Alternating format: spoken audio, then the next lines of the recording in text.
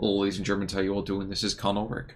This is Ringru. Hello, hello, hello. And folks, it's a bit of a tough sell today, but Ryan, tell us, who do we have and what's going on? On left-hand side in the blue, we have ZnaT playing as Raappana with Maverick income. Right-hand side in the red, we have UUUU playing first pose with also a Maverick income, and we've got some pretty hot air action right off the bat here. Oh yeah, you know how I like it, man. I love those biplanes. Got to give them a biplane action here. And indeed, right now, early biplanes, early rocket runs, and he's going to force early dives out of those superior rocks. So it doesn't sound like a great, massive thing there, folks. But again, that early loss of mobility, very, very important on that initial breakout. Yeah, those planes aren't too expensive. He spent just like 125 points in total for those aircraft, which actually does add up to a little bit. It could be, quite a lot of Yukari scratch on the front line. I don't think that really paid off well for him, but we'll have to see. He's actually going pretty light in the center here for ZnaT. He's really not deploying much yet, and usually the center hill is such an important area to capture. Just kind of spreading everything out along the north and southern flank. But, I kind of understand that, though, too. I mean, so often we've seen that people will focus hardcore on the middle hill and lose the northern flank, this bigger hill here because of it. And by the same extension, down in the south, yeah, I mean, it's underutilized, certainly, because you do have just not a lot of flags. But if you lock down that bridge, first of all, that's an easy flag right there. That means at that point it's at the crossroads. So there's benefits. They're not easy to see necessarily, but there are benefits to it. Yeah, but UU definitely feels like a bit more of a concentrated force. Man's gonna get onto the central hill pretty easy peasy. Actually getting a lot of anti-tank rifle teams and just kind of spreading them around. They're gonna be definitely effective anti-tank killers, considering the only armor you have to kill are T-26s and BA-10s. Those things might as well be Pak-40s. Exactly. And in this particular case, there's only, 9 T-26s over the entire match. So a good freaking luck. Yeah, that's a real funny thing about playing Raappana. You can just kind of clear out your anti-tank tab and just replace it with artillery guns, and you won't really miss anything out. Exactly. But I mean, we will potentially see some much stronger air power over here, I would argue, from the Raappana than what we're used to seeing from a lot of those other kind of auxiliary axis nations. So yeah, I mean, they got a lot of the cheap plane spam, but also the poles, they do have those dreaded IL-2s, so they can definitely slap back pretty well, but whereas ZnaT definitely has safety in numbers with all of his aircraft. I am surprised, I would say impressed, but I'm surprised that U to the fourth here is not being a little bit more aggressive around that central hill. Yeah, I think he probably just thinks there's more stuff on the enemy side, which is a reasonable assumption to make. But as we can see with our God Vision, there's just not really anything there, so he's just kind of getting his reinforcements out. I think if I could kind of minorly disagree, just because if your opponent uses the 125, like you argue, that's a considerable investment. It was like a 20% investment just off the get-go. You've got to know he's weak someplace. You've seen he's got a lot of material in the north. You know there's got to be some kind of weakness down to the south. And I just feel like if the absolute southern particular piece here has not really been moved until just this instant, that tells you there's not a whole lot in that central position. No, that's actually a fair point. There's definitely, you kind of do need to pick up on those things. ZnaT is actually pushing pretty heavy down south, moving. I'm not going to try and pronounce these Finnish infantry to save myself the embarrassment. But he has these rather beefy Scotch moving on through, but UU has a pretty decent defense line in that town. And I'm sure there are people out there who would say something like, oh yes, why attack if there's not that much investment you can get out of it? But if you break the Finnish front lines, especially since we've been talking about the fact that what are you going to fight against, on the second line? What, T-26s? Ooh, very scary. And your infantry matches up well, you might as well be aggressive as much as you can. Yeah, it's just about using those. Really, I think for UU, it's going to be about using those T-34s effectively, because this is a great T-34 map. Up north, ZnaT is also pushing heavy up here as well, really trying to play his flanks rather effectively, moving in a bunch of infantry, and actually going to be able to get into that town, it feels like. There's really not much of defense here from UUU, and that could spell to us losing that hill so early on. That certainly could. That certainly could. Continue to look at right in that central position, though. The T-34E. Not a whole lot that can really deal with him. Like, I'm looking around, really. and gonna, what, peel flakes off his tank until he dies from just old age? T-26, he's not going to do much either. He's going to go down here in one hit. There we go. So we're going to see, what, just tons of planes for a very, very big investment for a single couple of tanks, right? Yeah. I mean, both those aircraft, you really have to get 2 to 3 kills of those aircraft to really pay off, but they are pretty good anti-tank planes, and Watchers, like said, they're not going to do anything. Yeah, they force it back, and he's going to... it doesn't even kill the T-70. Yeah, and one's going to go down. Hey, at least the Yak went down. Yeah, the EMS coming in, swooping for the kill. And the Hawk is forced away. Yeah, and... if we look all the way down south, UUU is doing a sneaky AT rifle flank here. He could probably not going to pick up any big tanks, as there's no big tanks to pick up, but he could potentially kill an infantry squad or two. And even if he doesn't kill them, if he forces them out of their trucks, and indeed we're seeing the same thing over here in the central position too. We got 2 behind the lines, which very optimistic push on one of them in terms of his travel point here. Not sure that's going to happen, but I like his gumption. Yeah, I mean, they're only 10-point sheets, so those are definitely acceptable maneuvers to do. If you lose them, who cares? It's only like 10 points. True. Trying to keep an eye on things. You know, I'm just as fascinated as you, I think, looking at this northernmost town. Universal Carrier going down, which is quite funny to think about the fact that that's the heaviest thing within, 400 miles, excuse me, 400 meters. Oh, there's a T-70, yeah. Oh, no, there is, but he's just kind of chilling at the side of that whole kind of madness for a bit. He's not being very aggressive, which I understand. He knows there's a lot of other material that's kind of sitting in wait for him.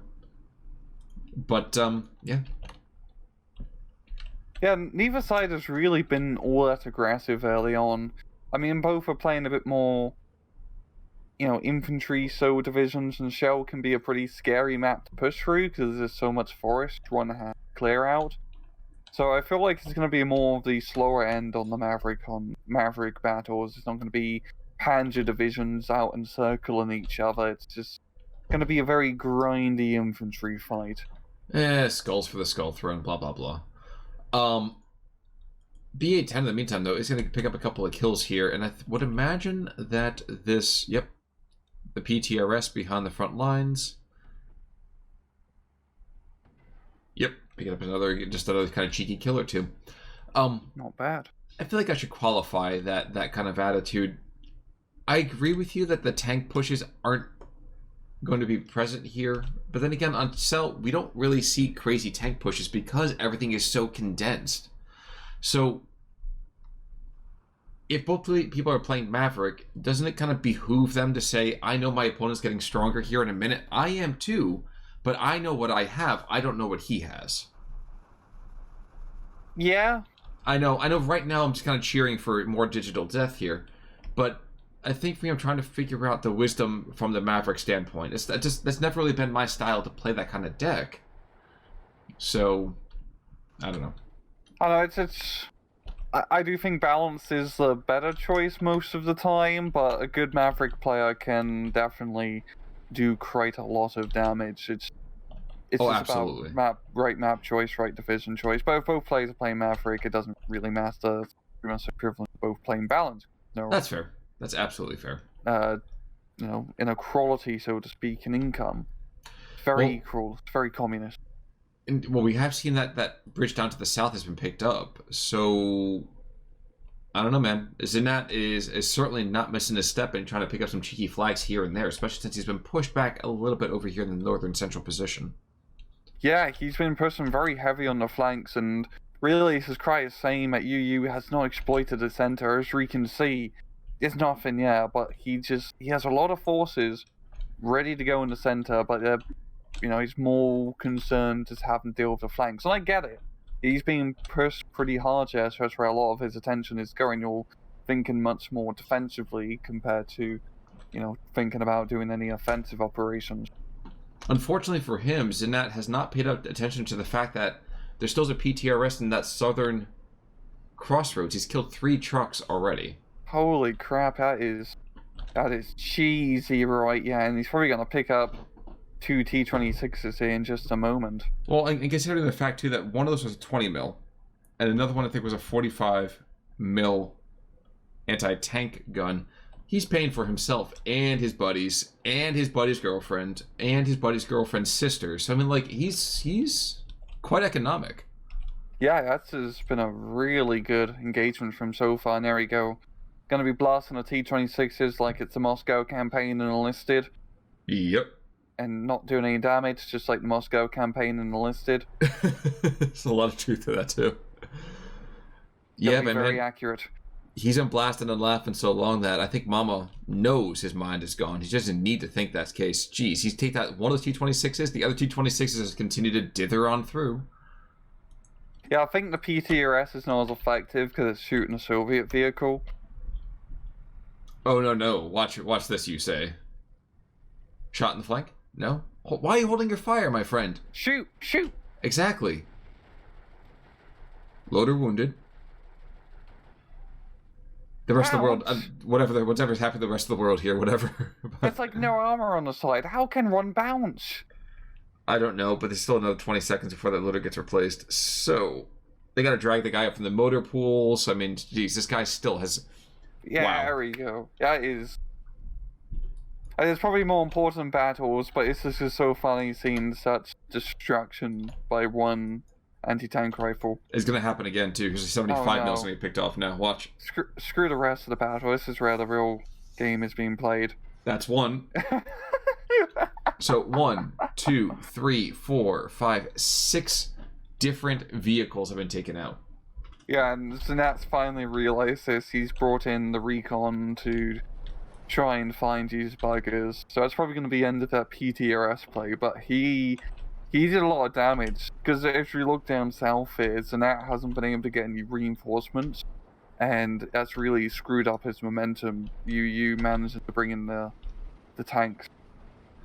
And unfortunately now, geez, the Finnish Air Force is getting devastated. There was the biplane, the spotter biplane, brought in, taken out. Rocket biplane, brought in, taken out. Notice that there's these monoplanes over here not having the same issues. And as I say that, MS-406 taken out. Yeah. It's murder in the skies. But Northern Artillery Barrage, I don't know that UUUU knows that the 152s were called in just in time before he got killed. Yeah. That's 1 pickup, potentially 2. No, I kind of thought that truck was going to be picked up, and that'd be a much more beneficial thing as opposed to just stressing out that Sapirtsi. But regardless, there's no infantry to push this. Yeah, it's not going to be. It's going to get a few kills, but there's nothing, like you said, to actually push on through to capitalize on its advantage. See, the Soviets are running down the hill. This would be a perfect time to bring in the infantry, which are actually coming, but they're like 20 seconds too late. Yes. And I imagine had there not been that intercept, it might have been a more effective or efficient kind of usage here, but regrettably there wasn't, and so therefore there isn't. It's not. Oh, if you're looking like the northern central position, we've got 3 T-34s pushing here. Some pretty good ground for him to take advantage of. This could be a pretty good push from UU if he does manage to make some good territorial gains. The problem, though, is that there's not a whole lot of flags in that general vicinity. It's really more of a tactical gain of just getting in the territory on the hill. So I'm going to really be picking him up that many points. But he doesn't need to. He's on the +1 point lead. And as we say that, the 153 does absolutely nothing. Wow. So you were ready to preach it, and be like, yo, man, this is the greatest, biplane tank killer of all times. And he's been a bit lackluster, I have to say. Yeah, could have been a bit more accurate. We're seeing a huge Yakari and other Finnish infantry push being brought actually towards the center here. Is going to be reinforcing that now, so there goes that opportunity for UUU to actually push. Yeah, that's true, but he's still going to pick up another 75 mil here in a second. That Strelky behind the front lines with all the SVTs and the DP. So, unless he just doesn't realize that it's there. And he doesn't realize that it's there. Never mind. Oh, no. He can walk up to that 75 mil and say hello with machine gun fire. Well, I guess Moslem fire would probably be a bit too close range to use the machine guns. Yeah, there's really no way I can talk about his sharing of camaraderie over here without making it enduringly kind of detestable, but, in any case.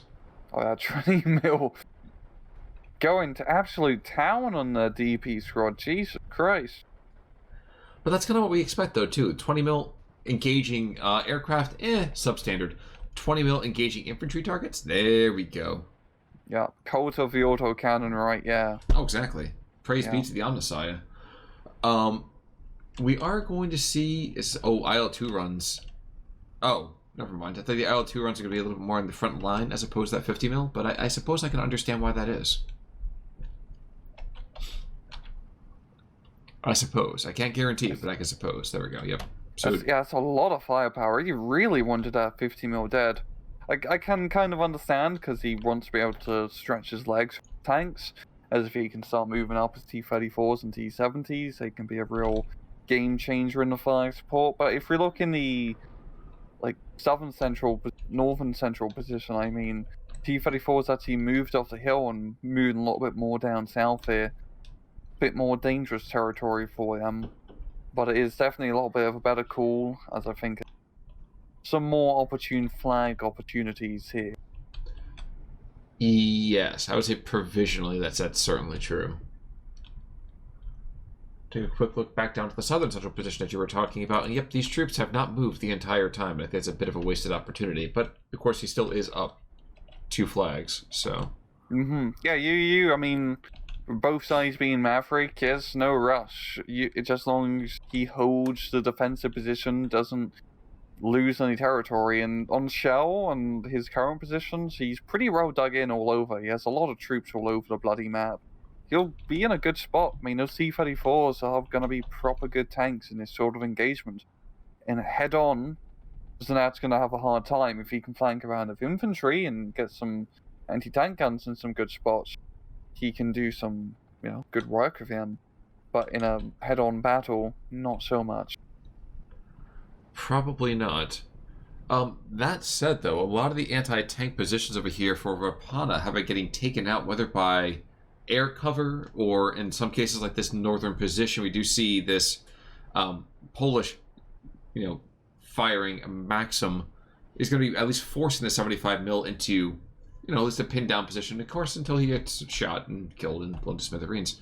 But I imagine there shall be vengeance for him. Maybe not for this IL-2, he's not for the infantry. But these 3 T-34s being brought on in there too, on the back of 2 more T-34s, another T-34 with recon optics, and a T-70. Like, there's a crazy amount of air power, and a crazy amount of armor that the Finns just can't, hold up against. It's impossible. Yeah, it's a main issue for Raappana. They probably have some of the worst, dedicated anti-tank in the game.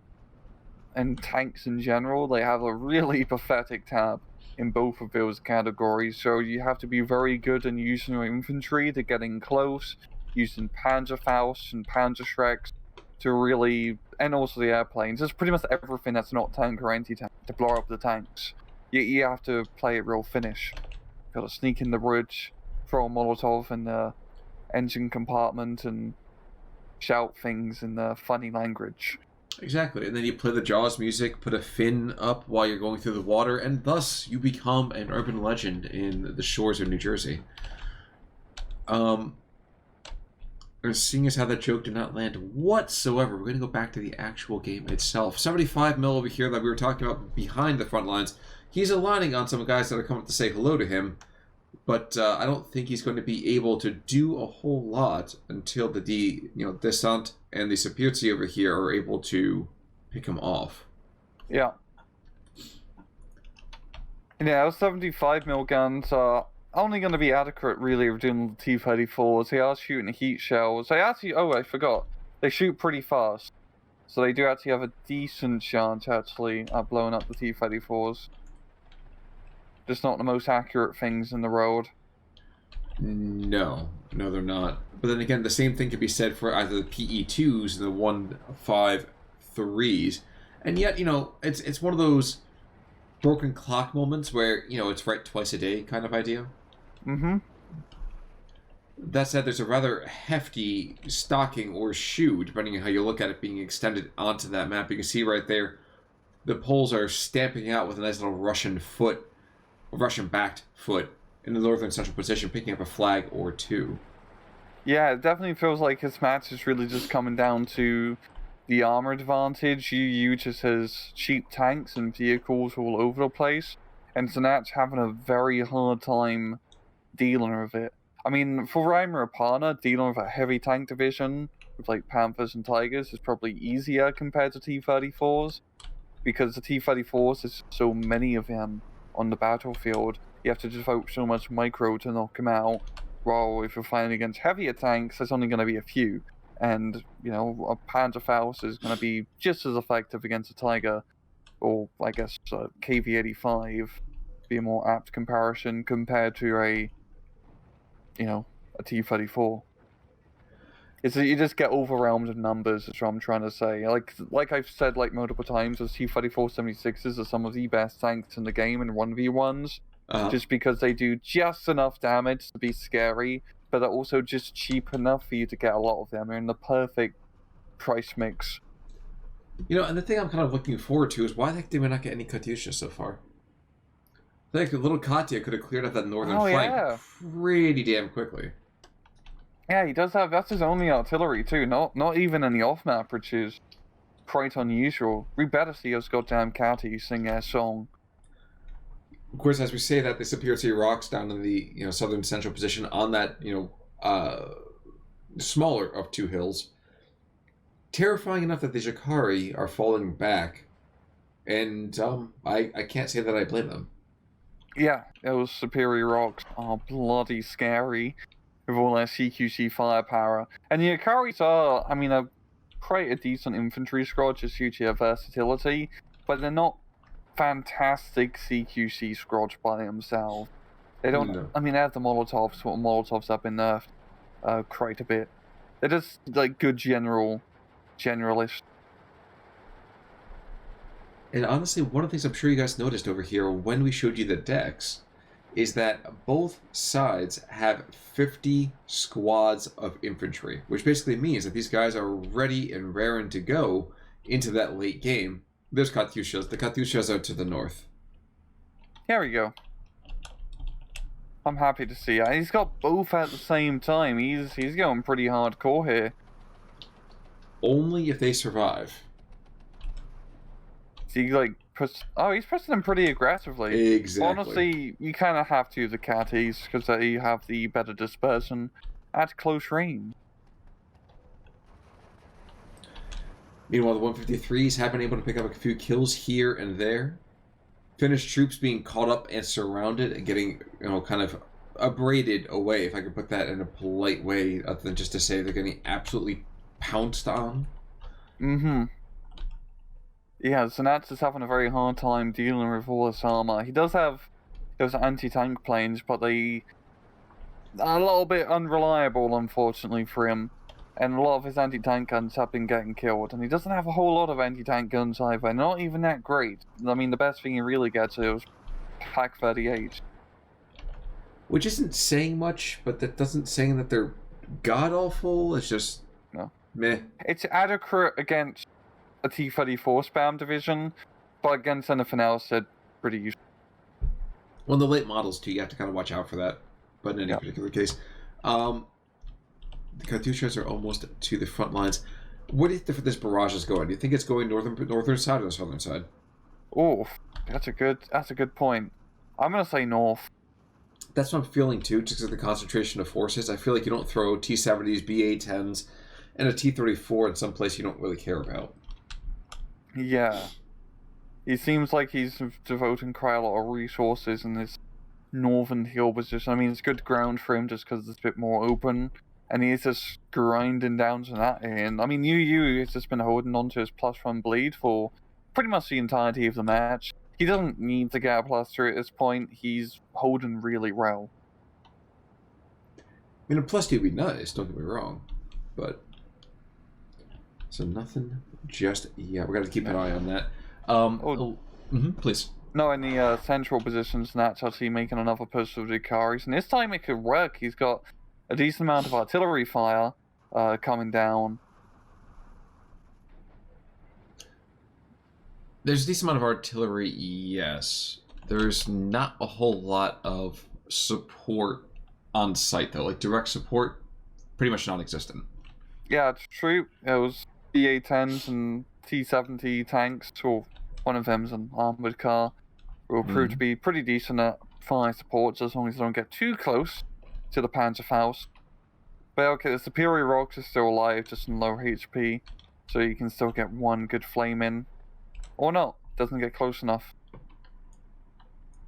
That's quite alright. There's IL-2s coming in, and that's actually going to stop this push cold. Oh, yeah, there we go. The dreaded Polish IL-2s.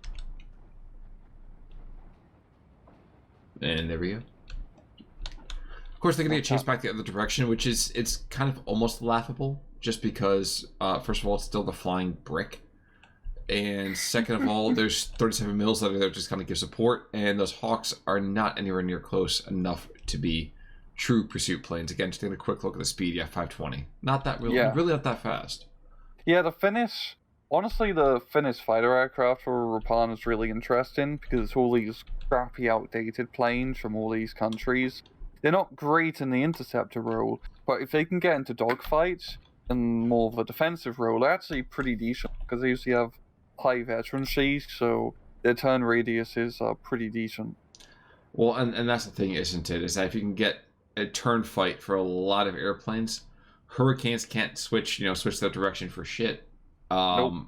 Spitfire is still kind of a problem as well, but there's older craft. They're slow enough that it doesn't matter. So. Looking in the meantime, let's see. We have a couple of squads of Strelky being brought out into the northern side. I'm guessing they're going to wait for the Strelkies to get brought in and almost deployed, and maybe use the Katyushas to barrage that. No, it doesn't look like it. This is strange. This is very strange. There we go. Very strange, yeah. They're aiming for the 40 mil behind the front lines. Guys, alright. So, I guess, kind of revealing, I think, to a lot of people here what our preferences might be. Why would you say focus on the front lines with a barrage of this sort as opposed to going for a support weapon? Or do you see that as a very, very intelligent moment here? I think it's a little bit overkill using 2 against the 40 mil. I think 1 would be enough in this case. Because, yeah, you really want to take advantage of the Katyusha's shock capacity. But I think just in the heat of the moment, he really just wants that thing dead so he can take advantage of his IL-2s. But yeah, it has a lot of ammunition for just a single Bofors. And there's another one 1,000 meters to the north that he's got to know has been there, because it's not a new. I don't think it has a full ammo load. No, it doesn't have a full ammo load, so he knows it's been there. Don't worry, UUU's going to resupply the Katyushas and blow up that one as well. I'm sure. He's going to be the bane of Bofors. The bane of Bofors. That feels like a very Tolkien-esque kind of nickname. UUUU, the bane of Bofors. And Sauron was armed with a 40mm cannon and destroyed the armies of Gondor. And at this point, there's a holy hand grenade joke hiding in there somewhere. I'd be damned if I can find it. As the gates of Mordor opened, The armies of Gondor are greeted by Orlican cannon fire. Now down south, quickly down south, we'll take a quick look. The T-70s, T-34s are getting engaged and blown to smithereens by a fast-moving attack of 45mm anti-tank guns. And smoke as well is thrown up into that town, and indeed, we're potentially going to see a taking of that town? Potentially. I mean, the armor support is coming in, but he is getting the Akaris into those buildings, and they do have Panzerfaust, and those tanks are pretty close. Yeah, maybe a little bit too close, if you know what I mean. True. Yeah. But I really do like that push. Great use of smoke. It's going to open up a good tactical position here for ZnaT. And if he clears out this town, he's going to get the Crossroads flag. Man, what a shame that he didn't, UUUU didn't use those troops for anything in the first 30 minutes. Yeah. Now, going back he's going to hold it, I think. It's only one Ikari left. It's Bear. He's going to get it. It's just, he's not going to... Yeah, he's going to be forced to put a lot more effort into it, though, too. Yeah. Very Pyrrhic victory. Well, while that's happening, there's still a BA-10 and a T-70 on the central hill that are kind of prancing around and picking up some small things here and there. I'm actually wondering, can you ever see that supply truck? Not without getting much closer, luckily for ZnaT. But yeah, I mean, UU just has such a dominant position in the north and central position. He just holds his, bulge for so bloody long, and does all the infantry of tanks. It completely overrounds ZnaT's defense here. Exactly. I like that one Hawk just flying behind enemy lines. Doesn't have a care in the road until a Yak comes in. I think he just felt like an updraft. You know how Hawks get sometimes. Just kind of like swoop in various circles there. So well done. Mm-hmm. But one by one, Jakaris are getting forced into surrender. They're getting pinched off here. And while it's true that they do have AT, like you said, you gotta get awful close to use it. Yeah. Yeah, but those Polish squads can be... I mean, they're pretty standard Soviet, style equipment, but they're pretty beefy. Those are PPSH troops are good, dedicated CQC guys, and the Finnish troops are, smaller in size and compared to numbers, and are usually not as dedicated to any run role. They're all kind of hybrid infantry. That actually makes them quite fun to use. But as you can see in pure forest fights, spent proper flamethrower troops and proper PPSH troops with T-34 fly support, the Finns are getting outmatched. Exactly. Jakari just on the brink of actually taking that flag to the south. I think it's just Strotsky's going to go and put just enough firepower down on top of him that he's going to go down. Yeah. And he didn't even really get that flag down south, which is a shame for ZnaT. But UU is going to be able to regain the area with all his Trotskys. Certainly true for right now. Oh yeah, +2 now. Yeah, that's all she wrote. Yeah, it's pretty much it. The Camel's back has definitely been broken and beaten at this point. Just that central push has just been so strong. It's just been a red rave of angry Poles pushing through. Even a few of these PPSH troops managing to get behind enemy lines. Or, I guess really the enemy is behind his own line. Well, we joked about it a little bit before, but that one PTRS squad legitimately might have won the southern flank for UUUU.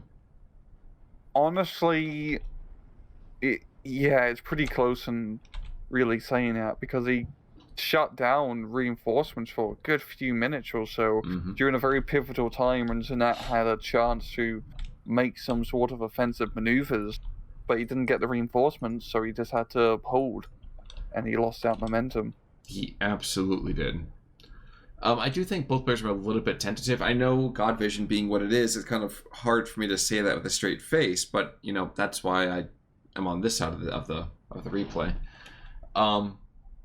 But I do have to doff my hat. Neither guy really gave an inch. Once the fighting really got going, both guys stuck in and kept it there until this final bell that's going to be happening. Yeah. I mean, ZnaT was really just screwed over in regards to the tank play, but that's what happens when you play Raappana. You have to be very good with dealing with enemy armor and unorthodox rays. It's a very tough division to play, but I do love seeing it because I just like seeing Finland. I'm very biased in that regard. The KD is a little bit closer than I expected. Yeah, it's not too bad. Honestly, yeah, I mean, the thing with Raappana too is that a lot of their stuff is pretty cheap, so True. it's hard to get like super high KDs against them. True, and as we expected, the PTRS 7 kills. He's the hero. He's the hero of the moment. Yeah, actually, this MVP of the match, right? Yeah, for 10 bloody points, yeah, paid himself off in the end, son. On the opposite side of things, 20 mil as well. 20 mil churning his way through the T-34. Well done, sir.